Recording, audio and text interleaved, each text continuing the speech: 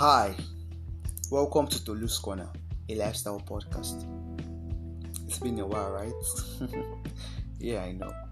I've been wrapped around a lot lately, but I feel awesome doing this again, and having you on the other end listening to me is priceless. It's golden, thank you. So we are down to the final episode of the money series. Drum roll. On the first episode, I gave an insight on how to make money. Do check that out if you haven't. The truth about money. Then on the last one, I gave tips for keeping your money by cutting off harmful spending habits and budgeting effectively. On this episode, we'll be discussing how to grow your money through the act of investment. But so you know, without a savings plan, there's no way you can invest. Just get that right. Because it's not the amount of money that you earn that matters, but what's most important is the amount that you set aside. That's what really counts. One thing the rich people do well is investment. They make investments. While the average person works hard, they work smart. They make money work for them. So truth is, for me, when I feel out of control with my money, I tend to feel out of control, out of touch with other areas of my life as well. And I believe that is so relatable. On this episode, I'll be joined by a young man and we'll be discussing together. Stay tuned. I'll be right back.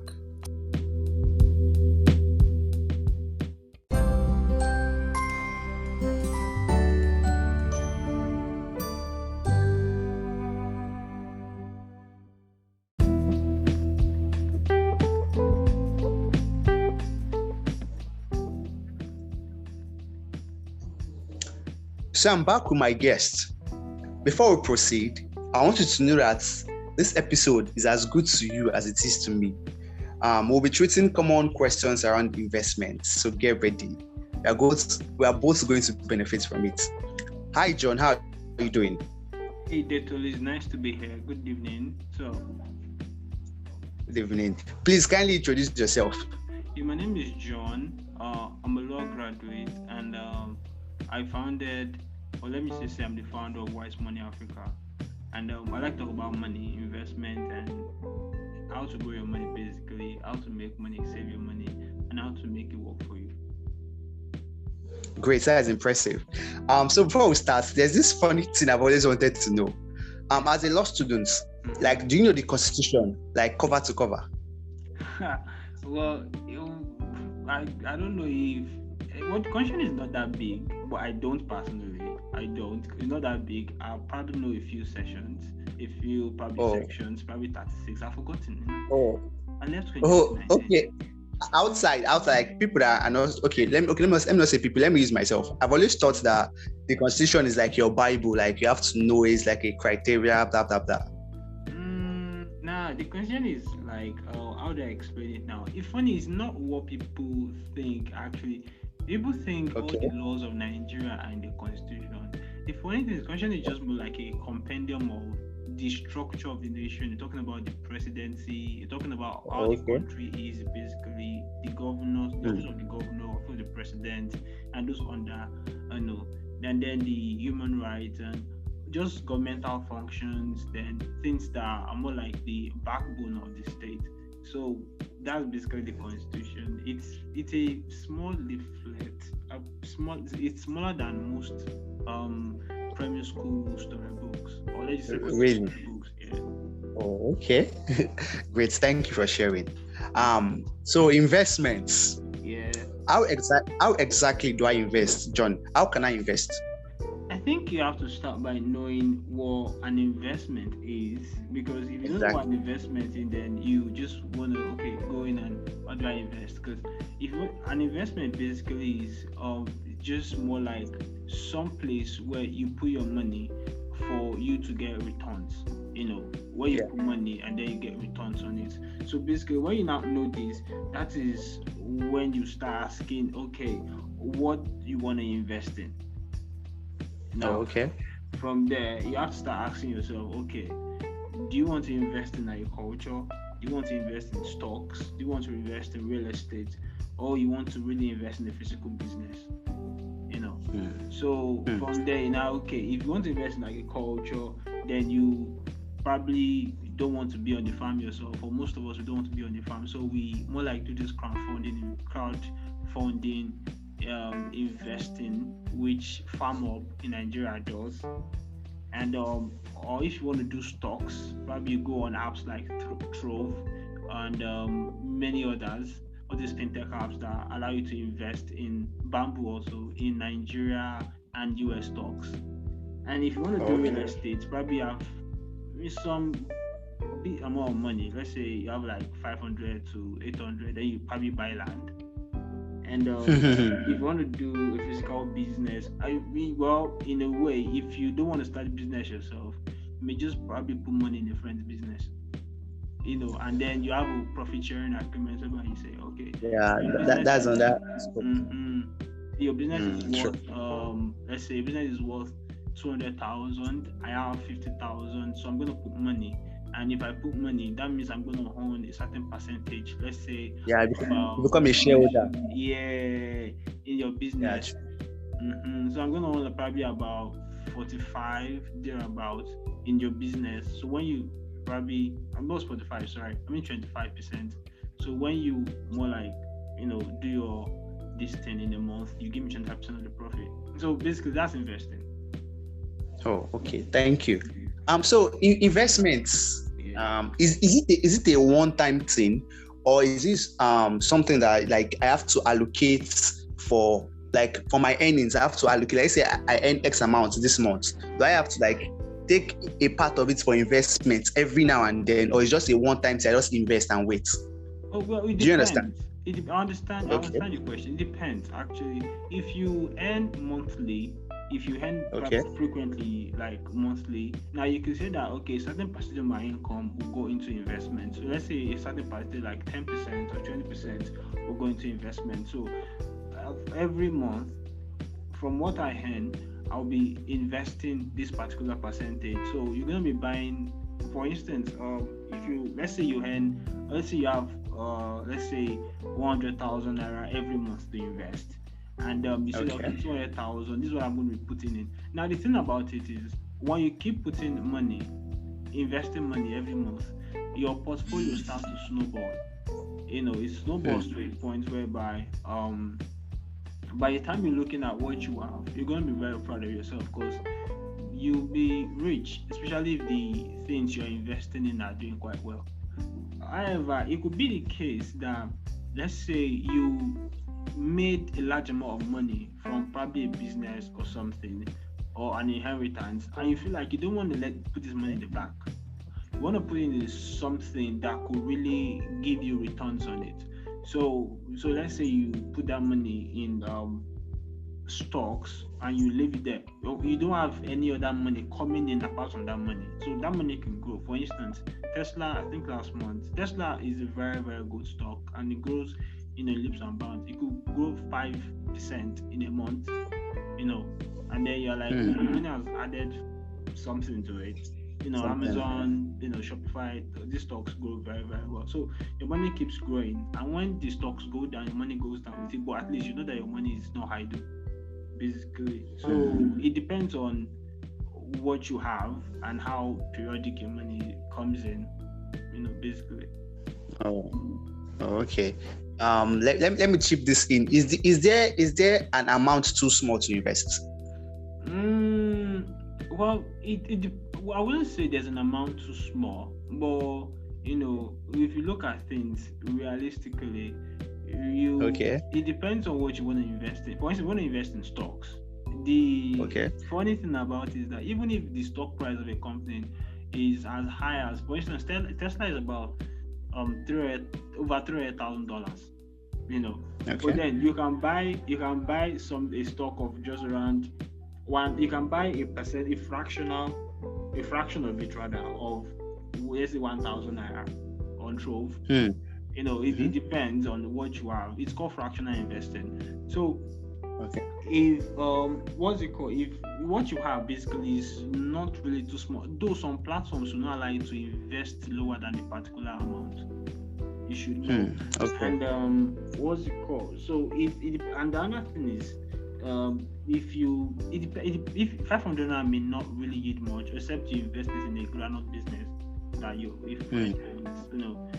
could have someone that can have a small business, a small day-to-day business, and just 500 could really do a lot. Oh, okay. So if I get to the more you allocate for investment, the like more profit and benefits you get. Basically, actually, I should have said that the more money you invest, the more you're gonna make. If you invest, Oh, okay. if for instance, if an investment does 10%, now someone who Okay. invested 10,000 will get 1,000, but someone who invested 1 million will get 100,000. I So feel you. I feel. yeah, I feel. so there's a big difference. Now, all of this we are saying sounds smooth, sounds easy. You get, but life is a risk, Yeah, obviously. definitely, definitely. So what risk are involved with investing? What risk comes with investment? Now, this depends on the investment. This depends on now. There was a time when let's look at cryptocurrency. Now, Okay. there was a time when crypto was doing very well. Last year December, crypto was around $20,000. Now it went astronomically at $60,000 earlier this year, and then in sort of a bad dream, it took a nosedive to about $34,000. Shedding almost half of its worth. So now, would you? That's when it was doing well, everybody was like saying, "Wow, Bitcoin is a thing." Yeah. But when the dip happened, so basically it depends on the investment. If an investment like cryptocurrency is quite volatile. So it's unpredictable. He said, I said it's unpredictable. yeah, definitely, very much. It's unpredictable. Now the thing is, you can make money, but when it comes to volatility, it means that it can go astronomically high, or it can take a very disappointing nosedive.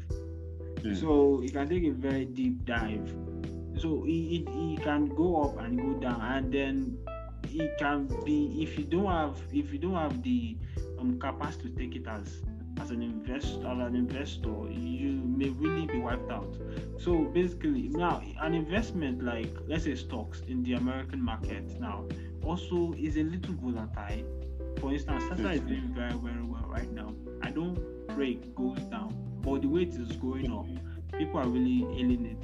But when it's gonna go down, people are gonna feel pain also. So there are risks involved. If you invest money, there's a chance that if you invest in a volatile market, you may lose money. But then there's some markets that things really do good in those markets, but not every time. Even if you invest in agriculture may be doing very well, but then we have bad farming seasons. True. And even if you invest in a physical business, you should know that there are times where business can be slow. Definitely. Yeah. I want a business. I want an online fashion store, so I know how it can be. Now, yeah.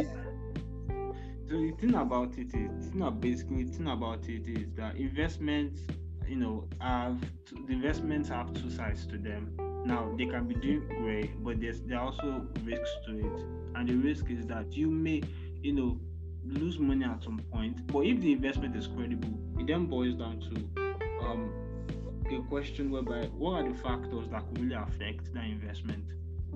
Okay. Now, if you look at an investment, if, for instance, cryptocurrency, look at what are the factors that can really affect cryptocurrency? Is it that governments are not really, allowing it? These and other factors, and such as fraudulent transactions and sorts, are really making it risky. Now, if you look at your culture, look at certain factors that, looking at last year, this year, and the previous years, these have been going well. If I invest, I think I should really make money. What if I don't make money this year? There's a chance I will make money next year. These are things that you consider, before putting money in an investment. So it is risky, but I think you should really consider it very, very well. Look at the factors, and you should prepare for the volatility you're going to face, especially in a very high volatile market. Exactly. Most people are not prepared. That's why they get surprised. Yeah, and the surprise really hits them hard. Yeah, I understand. Yeah, okay. So everywhere, like everybody have been hammering that if you go on IG, you see all these wealth inspired pages, they'll be like investments. So if I do invest, does that mean I'm not going to have the benefits of enjoying my life to the fullest? Like, would it not investing prevents me from having a wealthy life? No, not in any way. Not in any way. In fact, I was seeing a video earlier today, on CNBC's YouTube channel about a lady that makes $378,000 a year on Fiverr. She hardly invests anything, but looking at what she makes, she lives very, very large. Now, she's not an investor, but she lives large. So, and if she's one of those who's showing off picture, in fact, she shows off a lot of things. So, if anybody says they invest about her, then that would be like the wrongest thing to say. So, if wrongest is actually a word. Now, if you look at it, now the thing about it, you could make money via an inheritance. You could be earning very, very high. You can make a large amount of money, and you could also be gifted money, or you could just eat money on a particular project or anything. So, but then what investment does to you is that investment gives you a chance of growing your money, saving your money from inflation. Exactly. And saving you from unnecessary bank charges if you keep your money in the bank for long.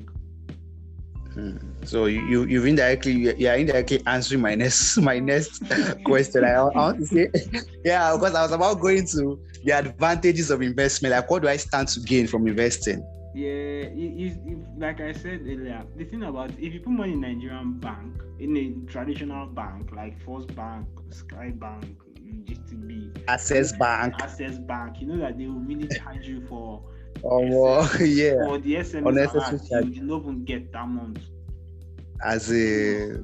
They'll just use one name that you cannot even translate. It's kind of funny.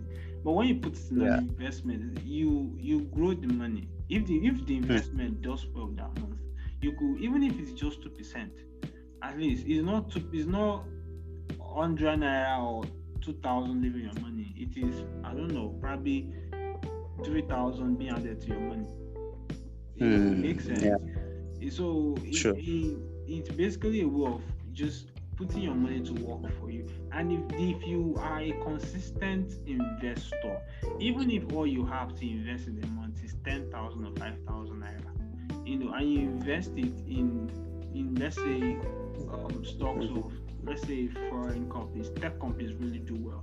If you invest in them and you're really making 2% every month, or you have a friend that is doing business and she's really making good sales, but she needs money for expansion, or he or she needs money for expansion, and you put money in that business, you could really be making your money work for you. You could literally be living the life of making money while you sleep.